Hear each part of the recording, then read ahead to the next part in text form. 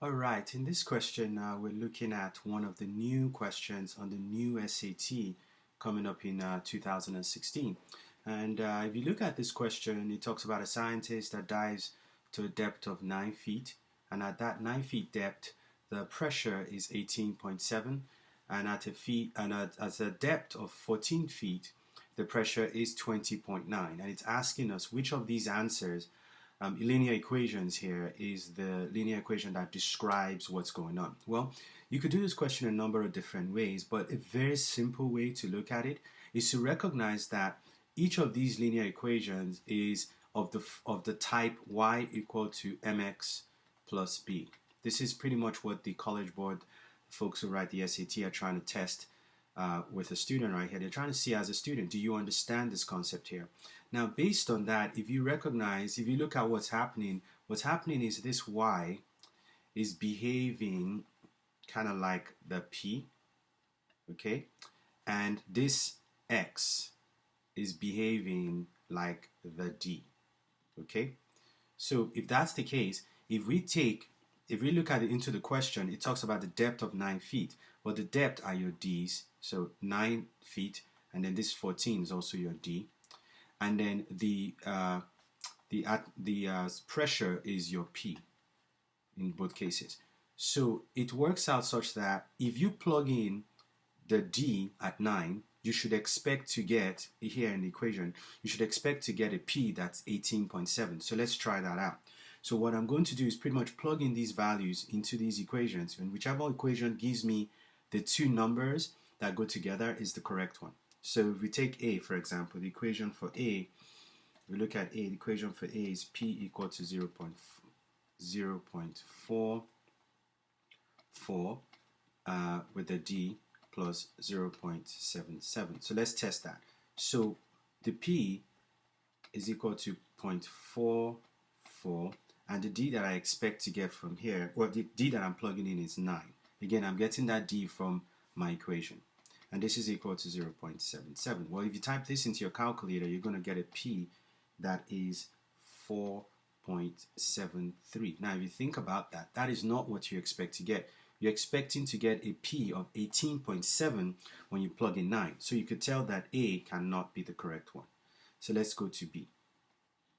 So B, we're going to do the same thing. For this one, just to save time, I'm going to go straight into it. I'm going to say 0.44. Again, I'm looking at the equation here, 0.44. And here, I'm going to type in the same D, which is 9, and I expect to get 18.7 for the P. So when I put 9 here, plus plus 14, because that's the equation for the second one. I'm testing this B, 14.74. If I go through that, if I run this math out, I will get 18.7, and that's your P. And this makes sense because if you look in the question here, it says that when I plug in 9, I should get 18.7, and that's exactly what I just got. Now, just to be sure, you need to test the second set of numbers. When I plug in 14 for D, I should get a P that's 20.9. So let's do that. Let me change my color here. So it's going to be P equal to, I'm going to do 0.44, and then this time I'm plugging in a D that's 14. Again, I'm plugging that in from the question, plus the equation for B, which is 14.74 there. And when you do that math, you get 20.9, which is exactly what we have in the question. So when I plug in 9, I should get 18.7. When I plug in 14, I should get 20.9 from the equation. And B is the one that does that because it works for both when I plug in 9, I get 18.7. When I plug in 14, I get 20.9. And that's pretty much the answer to this question. And that's what the kind of stuff they're looking for on the new SAT.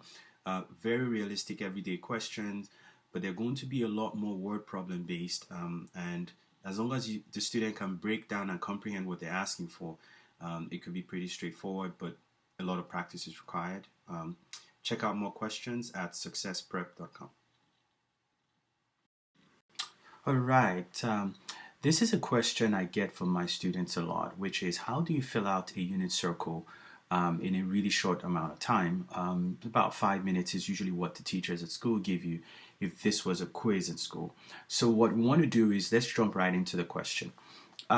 A unit circle, you want to know some basic things about it. The question is, how do you fill out all these different parts without memorizing every single value? There are a couple of tricks we can use. The first thing we want to do is just know the base, know the pretty obvious ones, the corners, right here, right here, right here, right here. So what we want to know there is that this is always going to be 1 and 0, because this is the x-axis and this is x is 1, y is 0. Well, this place is your y-axis, so it's 0, 1. We know this is x-axis again, but this time is on the left side, so it's -1, 0, meaning it's a 1, 0, but the x is now negative. And over here, it is a 0, 1, but the y is now negative as well. So pretty much you have that filled out. The next thing you want to do is to take care of the values here, and there's a very good trick for the values here. First of all, the first thing you want to know is that all the values here are always going to be over 2. So I'm going to go ahead and do that.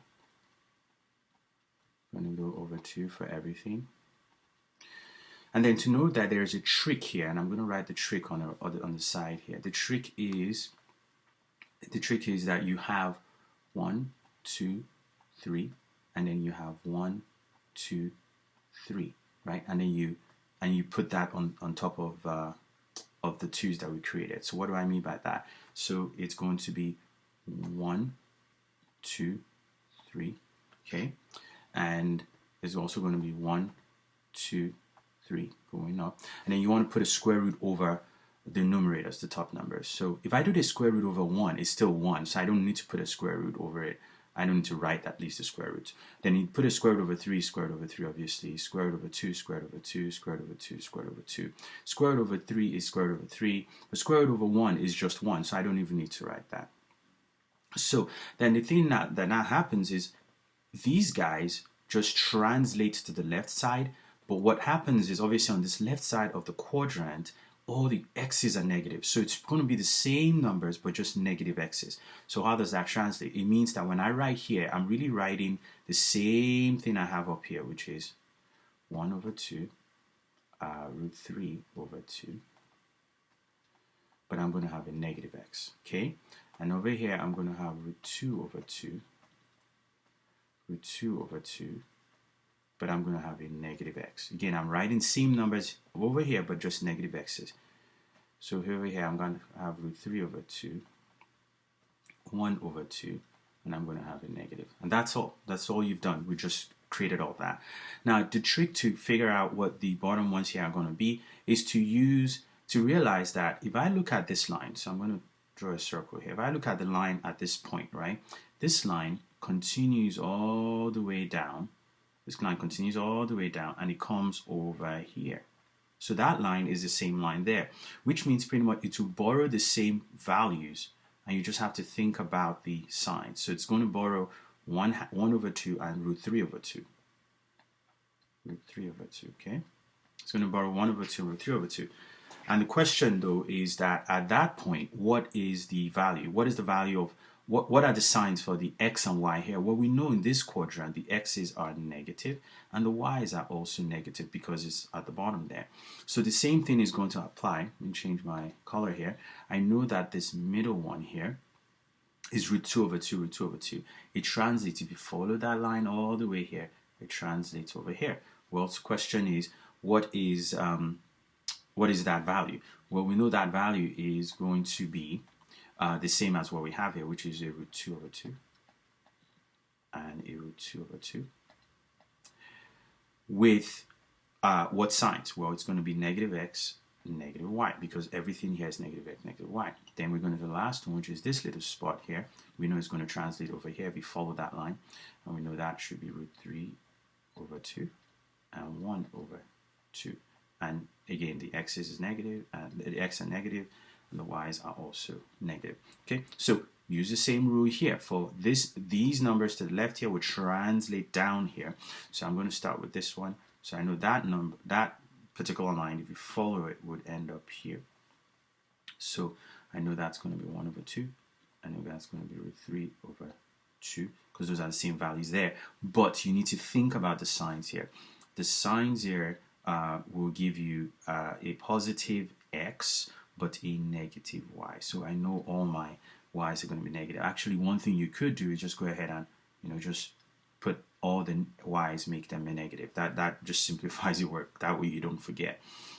So I'm going to change my blue one here. I know this guy, when you follow it all the way here, will give you this spot here. So I'm just going to borrow the same number. So as you can see, it's going to be root 2 over 2.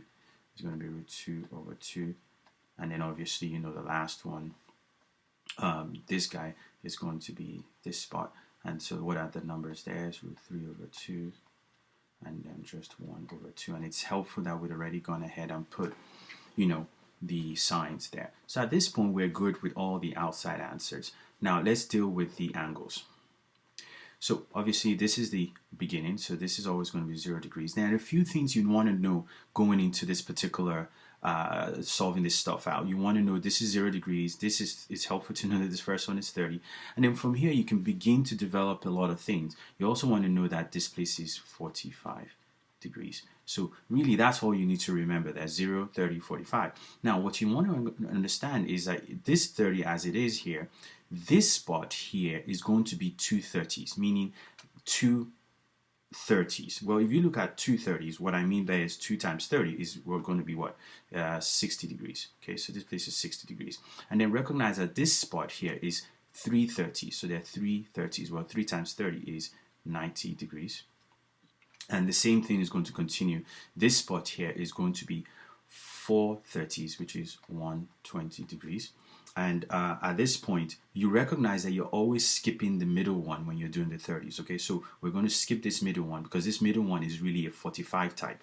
So I'm going to ignore that. Then I know that this last one we did was 4 30s, which is 120. So obviously this place would be 5 30s, which is 150 degrees.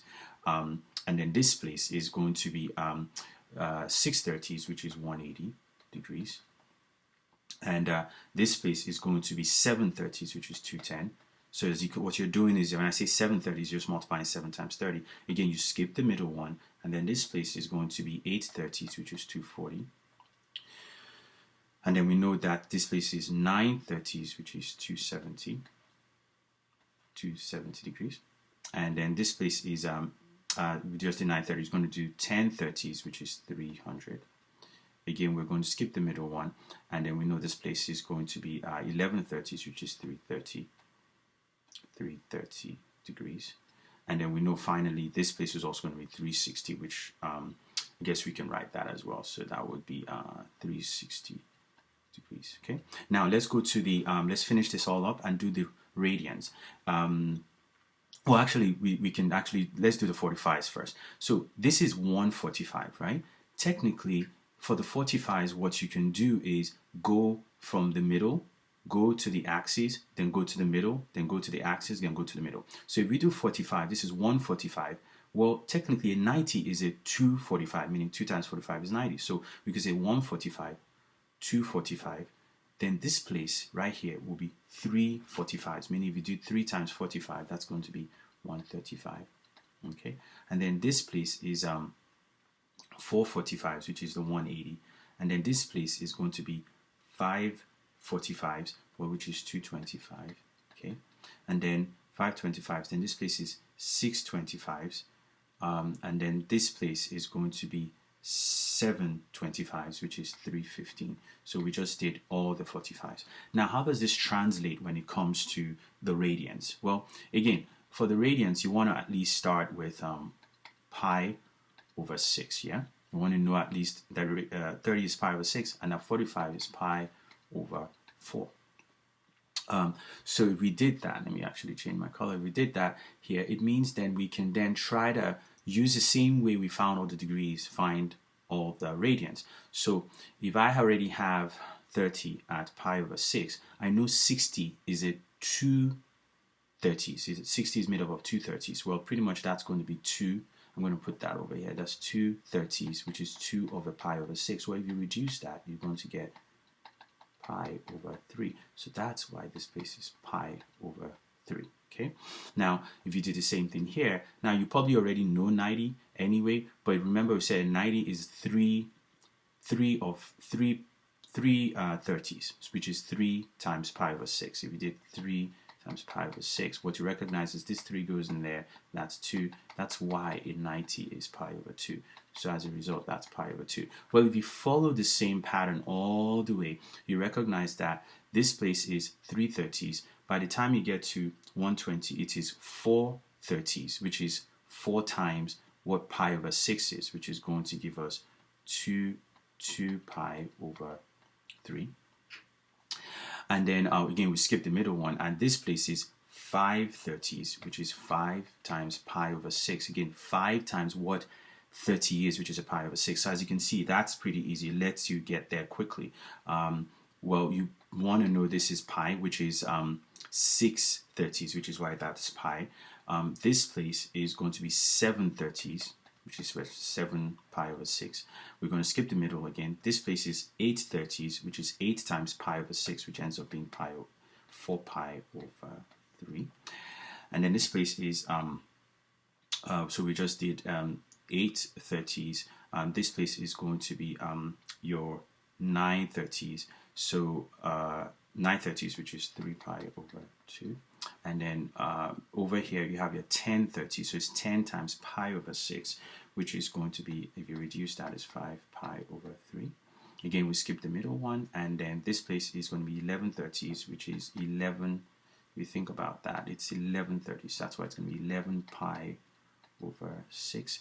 And then this place obviously is 12 30s, which is going to be 2 pi. Okay. Now at this point we're pretty much done. We just need to finish out the pi over 4. So remember, 45 is pi over 4. 90 is 2 45s.